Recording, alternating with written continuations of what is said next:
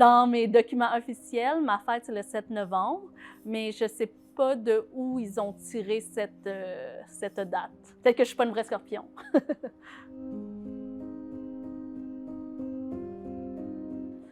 Oui, ben, j'ai choisi la Belle Tonki parce que je trouve que ça représente bien mentalement où je suis rendue maintenant, parce que je trouve que le restaurant représente bien le mix des deux cultures asiatiques, vietnamiennes et québécoises.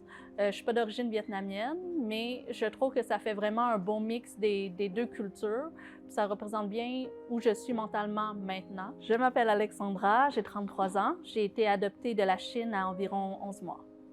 J'ai grandi à Saint-Hilaire, puis dans ces années-là, il y avait beaucoup de petites filles qui étaient aussi d'origine chinoise et adoptées. Je ne sais pas si c'est l'eau qui rendait le monde infertile, mais il y avait vraiment une grosse communauté de personnes adoptées chinoises. Mon enfance n'a pas été difficile où il y avait trop de questions intrusives comme « Ah, comment ça tes parents ne te ressemblent pas? » C'est peut-être plus au secondaire. J'ai fait mon secondaire à Saint-Hyacinthe, qui est un peu plus rural.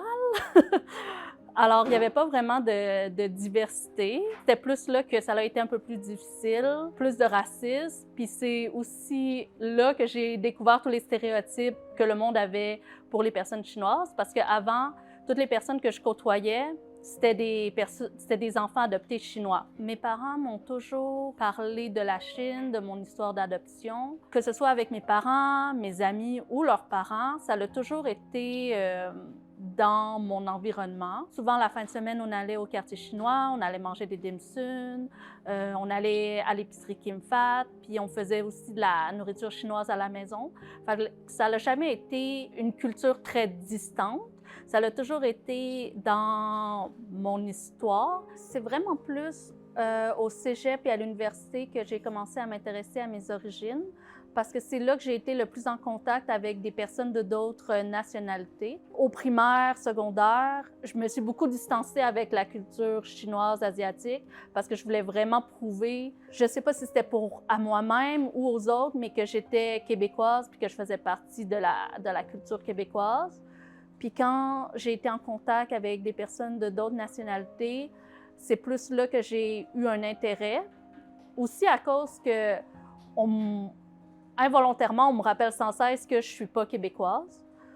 Fait que ça me montrait aussi de l'intérêt pour, si je ne suis pas québécoise, bien, je dois être chinoise. Fait que je me suis plus intéressée à la culture, l'histoire aussi des Chinois canadiens, Chinois montréalais. J'ai toujours été intriguée de savoir qui étaient mes parents biologiques, c'était quoi la raison qu'ils n'ont pas pu me garder, est-ce que mes parents étaient ensemble ou est-ce que c'était une histoire un peu plus violente.